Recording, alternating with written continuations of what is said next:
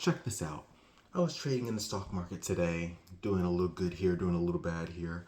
Now, for some reason, the stock turned a little bit red, even though the stock was green. My purchase was mistimed a little bit, and I went down a few cents. Now, all of a sudden, I was thinking, oh my God, is it going to go down? Is it going to go down?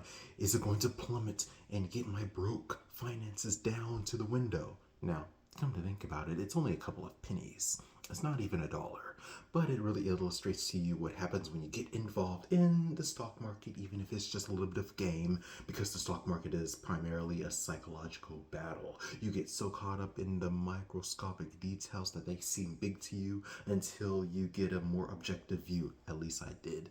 Try another view. What if you were to lose 20% of your savings and you don't have much money? That might be a big deal.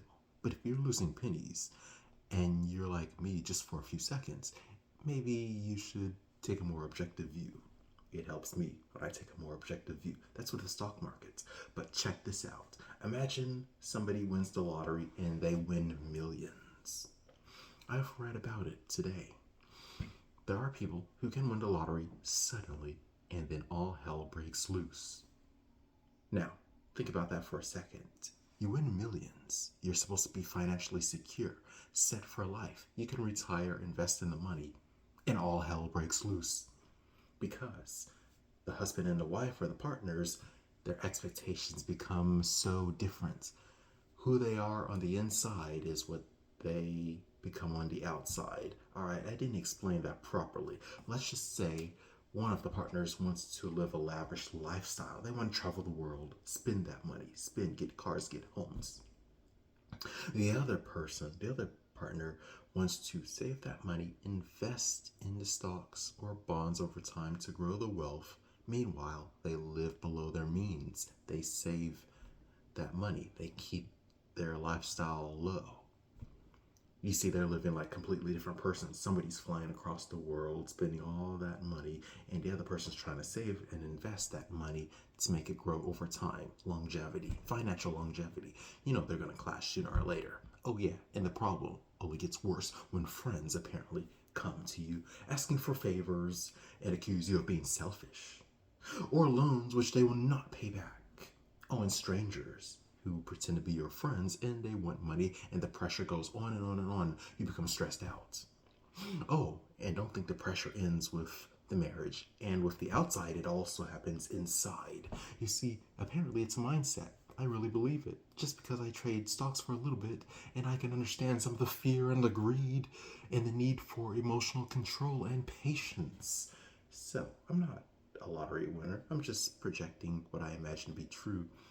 And if this is true, maybe people do not realize the implications of winning the lottery. None of us might. Because when you win all that money, you're mentally freaking out. It's like paranoia. Oh no, am I going to lose this money? I have this huge amount. Is somebody going to come for me? That's a little crazy to think about, isn't it? You have big money, now you're afraid of losing it. Your sense of peace, that spiritual sense of peace, is going to be hard to maintain, isn't it? Spiritually, psychologically, it's just going to go out the window. Oh yeah, if you're impulsive, money magnifies it. So you're going to buy like 7 cars and 5 houses. If you're insecure financially, you're just going to be even more insecure, worried about money. If you're confident about finances and you have self-control, you're just going to maintain it. If you have a hard time saying no to people, you're just going to give it away. Now that you have all this financial power under your belt, you're just going to give it away. Whatever flaws you have, apparently it just magnifies it. Whatever problems exist in your marriage or union, apparently it magnifies that. Because your visions are different. You're living 2 different visions, 2 different people. And if you have anything with your identity, for example, you are mentally broke, we could say, or mentally poor. If you have all that money, you're just going to spend it until you feel comfortable handling just a little bit of amount of money. Enemy within yourself, which is basically you, your mind. Enemy right next to you, which is your family member, spouse, maybe your immediate family. And enemy outside of you, which is society coming at you like predators. Isn't that a crazy thing that I just read about? Now, I would not like to experience this. I see why people say to shut your mouth if you become rich. As for me, I'm broke. I could say I'm broke. I am not rich. I am nowhere near rich. I'm just broke. But it doesn't matter. In the long run, I am okay. But it's just an eye-opening perspective to read about what it is like to accumulate money big time.